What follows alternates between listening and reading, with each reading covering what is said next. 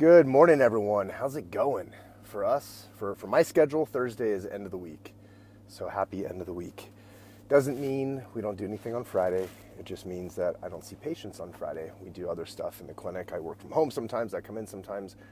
But I wanted to do a video about recalls and making recalls an awesome experience, how to think about this, how to get your staff excited about it, how to train for it, because we're going to go through some training on this today in our clinic. And these are just some thoughts that I was thinking about. I figured I'd share them with all of you. So first off, before I get started, if you've heard about our program, MoveNow University, you can find out more by going to a demo. So we have a 30-minute demo where we show how the program works. We cover all kinds of things in the clinic, the systems, the communication, all of this stuff, resources for your staff. So it's demo.movenowu.com is how you check that out. So I'd invite you to check that out. All right, let's get started. So recalls. First off, is every single person in your clinic, like let's say you have several staff, like in our clinic we have 8 staff, is every single person in the clinic going to be equally good at recalls? No, they're not. And some people really don't like doing them, and if they hate doing them and they're not well trained on it, and if they're just not really good at it because they're just not comfortable with it yet, then that's not a good person to put in charge of your recalls. You're going to take possibly one of the most important opportunities to salvage a relationship that maybe has started to dwindle away, and you could let it flush down the toilet because someone doesn't know the right thing to say, or more importantly, the right question to ask at the most opportune moment. Now, on the flip side, you have other staff that are really effective and they're really good at recalls, but what really sets this apart, and what is a recall, first off, or why does it exist? It exists because something happened before the recall that shouldn't have. Patient left without an appointment, they left a voicemail to cancel an appointment, they no-call, no-showed for an appointment. Something happened that shouldn't have happened to begin with, and we have systems to address that. The systems to address that is making sure you cover the rules in the clinic very early on. We do that in a visit called Clinic Objectives, where we lay out and we explain to the patient, and essentially laid out like this. We say, look, Mary, let's just say the patient's Mary. Mary, hey, we're about to get started in this corrective process, fixing up your spine, your body, getting you super healthy. I'm so excited for you. You excited? Yeah, I'm excited. Okay, we want you to be as successful with your care as possible. I'm sure you'd want that too, right? Okay, great. So something to understand, this is a very time-sensitive process. So what does that mean? We have this mapped out over the next 12 weeks. We're going through a 12-week transformation with you. This is a time-sensitive process. It's not something that should take 14 weeks or 18 weeks or 20 weeks. And when that happens with some of our other patients in the past, unfortunately, the results, guess what happens? And they're like, yeah, that's right. They suffer. You don't want that, do you? No. Okay, so for that reason, yesterday you just went and you set up some future appointments. You pre-scheduled out appointments. Now, it's really important to keep those appointments. It's really important to keep that frequency each week. So if you're coming in 2 times in a week, and then this is where we go through with them and basically talk about if you're scheduled like Monday and Wednesday, and you call up on Monday and say, hey, I can't make it, but I'll see you on Wednesday. No, that's not what happens. You should say, hey, I can't make it on Wednesday. Here's an additional day that I'm available to get in so I can stay on track this week. And that's something you, as the patient, being in charge and in control of your own health, we want you to be proactive on that versus us having to track you down and make sure that you're on track. We want you to start off on the right foot and have that level of accountability, because ultimately, after these 12 weeks, our plan is to start to reduce the frequency. You learn new habits, and those new habits have to start with you taking responsibility. Is that something that you're prepared to do? Is that something that you can do? Okay, sure you can. Of course you can do it. We're going to help you. We're going to help you build those habits, and it's going to start right now. So can we have an agreement that both of us are going to do our best to keep you on track? Great. Okay, so that's the stuff we do in Clinic Objectives. When Clinic Objectives visit doesn't happen at that level, when the staff person runs through it, rushes through it, doesn't connect with the patient, doesn't ask questions, doesn't let the patient interact, but just reads a list of things to them, patient's not paying attention, doesn't sink in, they don't take it to heart, and then they make a thought error. And a thought error is they then default to their normal behavior. As far as they cancel an appointment because they have to get a haircut, they have to get their nails done, they gotta stay at work late, whatever, and they're like, yep, I'll just see you at my next appointment. So that's kind of the backstory of why recalls have to happen, and it shouldn't happen. But once you get to the point where you have a bunch of recalls, that means you have systems on the front end that are failing. So you have to address those systems, or you're always like a dog chasing your tail, and that's not the way we want to operate, is it? No, it's not. So here's how you do the recalls, though. Here's the thought process. The thought process is, if it's someone who's in a care plan, they've committed to care, that's easy. This person committed to care, they want to get these changes, and they fell off the planet somehow.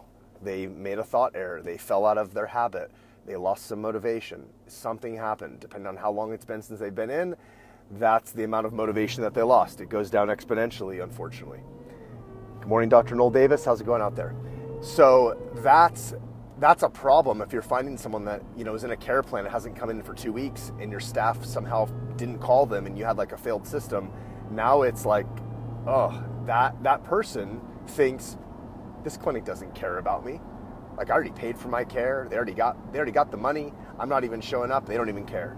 That's their mentality. So the second they falter, that's why we need to call them, because we do care, and we have to show them that we care, and we're organized, and we're consistent, right? Good morning, Kaylee. How's it going? So anyway, that's kind of like some of the groundwork there. Now, prior to making the call, the mindset has to be, we're looking out for this person's best interest. We're trying to help them have a healthy, abundant life and capitalize on what they signed up for, which is going through a transformation. So we're not calling to nag them. We're not calling to pester them. We're calling to essentially carry out and give them what they wanted. They came into our clinic not because we went and found them and went to their house and picked them up and drove them to the clinic. They drove there on their own accord. They made their own appointment. They came in because they wanted some kind of change in their life. Now, something might have fallen apart in between there. Maybe they started to doubt that either the systems weren't going to work, okay? And there's really only a couple of things that happen in a patient's mind or anyone's mind when this happens. Either they doubt that the systems don't work, you broke rapport with them, or someone on the team broke rapport and now they don't trust you, or I think most commonly, they don't trust themselves to follow through. So it's either they don't trust the process, they don't trust you, or they don't trust themselves, okay? You have to be prepared that one of those things is going to come out, and you have to know how to handle those objections. Those are some deeper objections. You have to know when you make a recall, it is not rushed. It might take 10 minutes, and that might be the most important 10 minutes of your entire day, is connecting with that person, understanding them, and walking them through this process, okay? So that's what a staff person needs to be prepared for. It can't be like, ooh, I have 1 minute, I'm gonna make a recall. No, because like if you have 1 minute and you get a hold of this person and then you fail to walk them through that process and really understand them, that could be your one and only chance, okay? Second thing, before you go in to make the recall, look up the patient. Understand their history. Understand why they came in, what kind of symptoms, what kind of complaints. Do they have low back pain? What types of activities of daily living were impacted by their problem? People don't come in because of low back pain. They come in because they can't play with their kid, and that's affecting their life, and they're sad because they have low back pain, okay? So playing with your kid is important. But let's just assume, what if that was their only thing and they didn't connect the importance of correcting their spine and their health, and now they can play with their kid again? Be prepared for that. You might call them and they're like, yeah, I'm good. I can play with my kid again. I'm fine. I only needed 2 weeks of care. I didn't need to fix this curve in my low back. I didn't need to fix all my functional movement. I'm fine. Silly doctor. I could come in 4 visits instead of 25, right? And they think that that's actually some kind of savings for them, when in reality, their spine and their movement is degenerating every single day, and it's gonna cost more time and more money to pull them out of that. But they don't see that at the moment because, unfortunately, it hasn't set in enough. We haven't had enough time with them to help them evolve their mindset, okay? So, with that said, you research the patient. You get an idea of what their history is. You also get an idea of, have they been inconsistent with visits before? You look up to see, did they do a clinic objectives visit? Maybe they didn't. Maybe it was missed. So clinic objectives is what we call it. I know in your practice, you might not have a process like this, but it's incredibly important.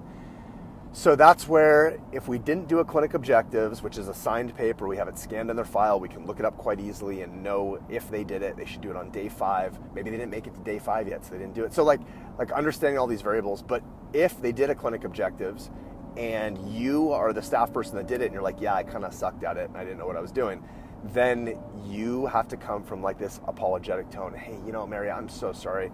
I feel like I failed you. And then you just stop talking. And Mary's like, what? What do you mean? You didn't fail me. How come you think that? Well, because, a couple of visits ago, we sat down, I went through, and I was doing my best to really explain something that is so incredibly important for your results and for your health. And I feel like I did a poor job doing that. And then you stop talking again, and you let that person respond, and then you dig deeper and you get an understanding. Maybe they forget you even sat down with them. Maybe it wasn't impactful at all. Or maybe they have some kind of other objection that they haven't voiced before. Okay, but you have to have a conversation, and the conversation is not scripted. It is at the end of the day, understanding this person came in with a problem. They wanted to make changes. They, at least initially, trusted you, the doctor, the team, as their guide, as their mentor, as their coach, as the way, and then something changed. Maybe they, again, felt like that wasn't the right path for them. Why? Ask them questions. So those are questions you can ask them. You can say, hey, I'm just curious. Obviously, you came to see us for a reason initially. You told the doctor that you wanted to go through this corrective process. What changed? And you ask them that quote. And sometimes people are like, you know what, nothing's changed. I've just been super busy at work and I can't get in and this and that. And then you say, okay, let's see if we can find a solution for you. Is that something that you'd like to do? Do you have a couple minutes so we can find a solution? I'd like to help you find a solution. And it's just a very comfortable conversation. Patient's like, yeah, I like solutions.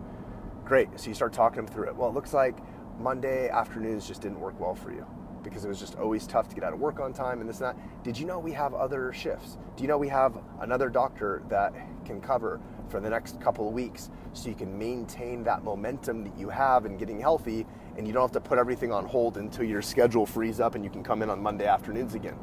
You can come in and see our other doctor on Tuesday afternoons. And, so it's just presenting solutions.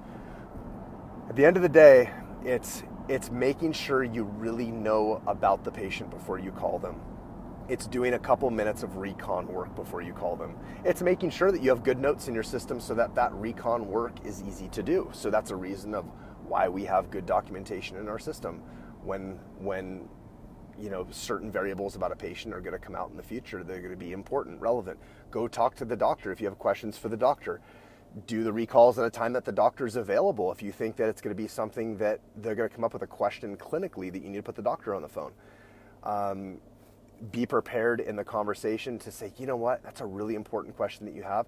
Now, don't ever ask the patient, do you want me to have the doctor call you? This is something I've heard staff do. Never say that, because guess what they're going to say? No, it's okay. So instead, you're going to say, you know what, that is a really important question. Here's what I'm going to do.